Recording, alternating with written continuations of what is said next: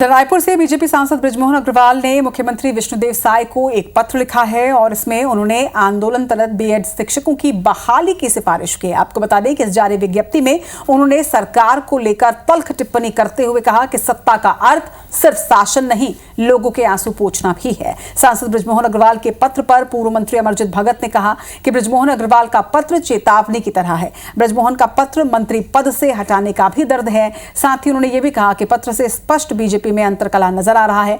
इस मामले पर प्रदेश के डिप्टी सीएम अरुण साव ने भी रिएक्शन दिया और कहा कि इस पूरे मामले में कमेटी बनी है जो लगातार इस पूरे मसले का अध्ययन कर रही है। समिति की रिपोर्ट के आधार पर आगे की कार्रवाई की जाएगी।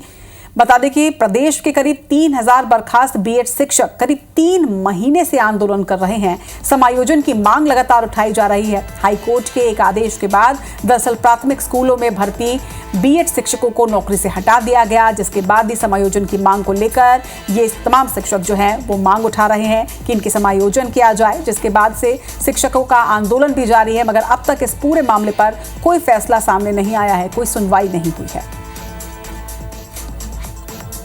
देखिए, लगभग 2600 से ज़्यादा बीएड धारी जब उनकी भर्ती हुई थी तो वो नियमानुसार हुई थी और अब उनकी नौकरी समाप्त कर दी गई है और उसका रास्ता है कि उनकी योग्यता के अनुसार शिक्षा विभाग में जो पद खाली हैं वहाँ पर उनको रखा जा सकता है। मैंने पहले भी मुख्यमंत्री जी से आग्रह किया था और अभी फिर से आग्रह किया है कि परोसी हुई थाली को छीनना ये औचित्यपूर्ण नहीं है।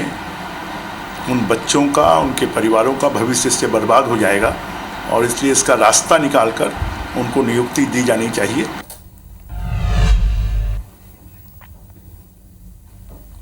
बृजमोहन जी का पत्र एक चेतावनी है और चेतावनी के साथ साथ मंत्री पद से जो व्यक्ति को हटाए हैं उसका दर्द भी है।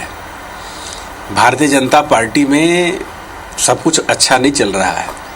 ये अंतरकलह का एक नमूना है।